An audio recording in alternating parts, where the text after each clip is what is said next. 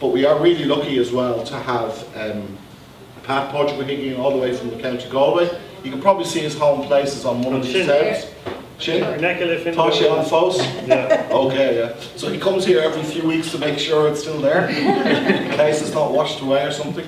But it's about as far away from New Zealand as you can probably get, which is quite amazing. If you look at the map of the world, or the globe, it's probably about 18,000 kilometres. I checked it, by the way, it's 18,179 kilometres, if my memory is correct. Oh, wow. I think Christine Massey's place is probably even further away, up in Limavady, in Derry there. We'll find you before the evening's gone. But I think it's great that Pat is taking time out to share this, share some thoughts and some readings from his book. It's a really great read.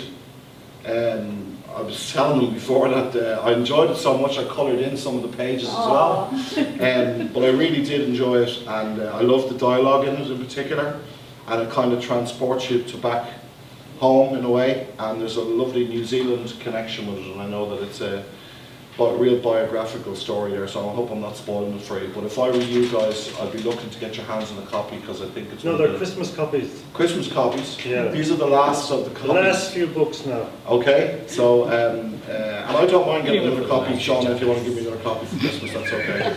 But I think we're in for a wonderful evening, and look forward to having a chat over the course of the evening. And I think, you know, tá sé annach tábhachtach dún go bhfuil an ceollas an litríocht agus an spéisius star na hÉireann agus an ceangal tá idir nua héileán agus Ileán na hÉireann a chur chun cían is agus a sppraga agus chun teacht le céile chun plé margheall ar rudí starúil agus rudí speisialta atá an dá Ileán seo tá bhad níos mó ná dá Ileán. I'm just saying that the connections between New Zealand and Ireland fortunately are very strong, and it's lovely to come together to celebrate that cultural connection.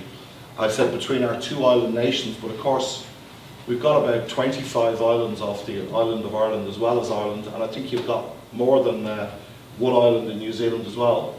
I've been to some of the offshore ones. I haven't made it to Stewart Island yet, but that's next on my list. But Pat and I had a great old Dare Shocked and a great old weekend in the Chatham Islands, which I hope he'll tell you about at some course over the evening. Because what goes on tour stays on tour. it was like such a cool weekend, and I'll just tell you, I'll just give you one little highlight of it. That we sat in the car, we arranged to meet a guy called Pat Smith and his wife Patricia, and we arranged to meet them as you would, because there's no internet, there's no phones there, whatever. So we arranged to meet them through somebody else a week, 2 days or whatever previous to it. We said, look, shall we see you at 4 o'clock on Saturday? Just come, we meet you at the Norman Kirk Sports Centre.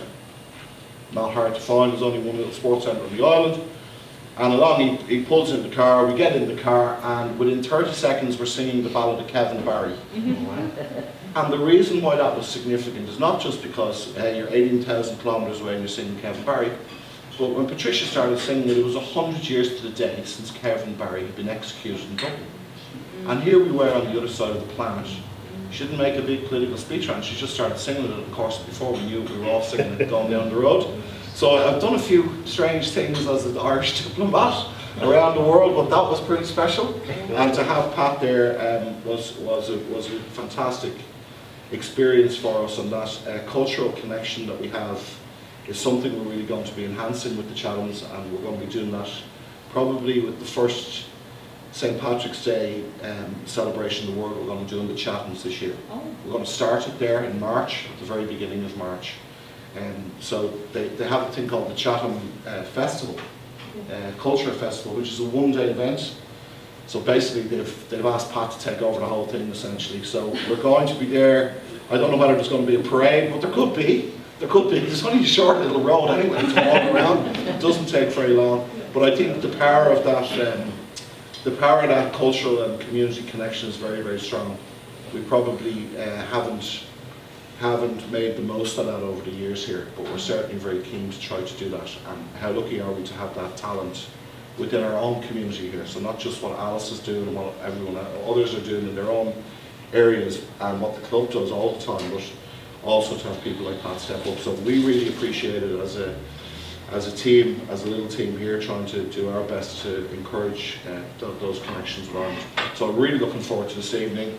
That's it for me. You might hear me sing Loretta, maybe. If you don't have if you switch off the camera, I'll sing before the night's out. So good meal Malgis, I look forward to it. And Pat, do I hand over to Pat now, or back to Alice? Over to Pat? Yeah, well, I'll go and get changed. Ladies and gentlemen, Oh, Pat she's going to Higgins. go and get changed now.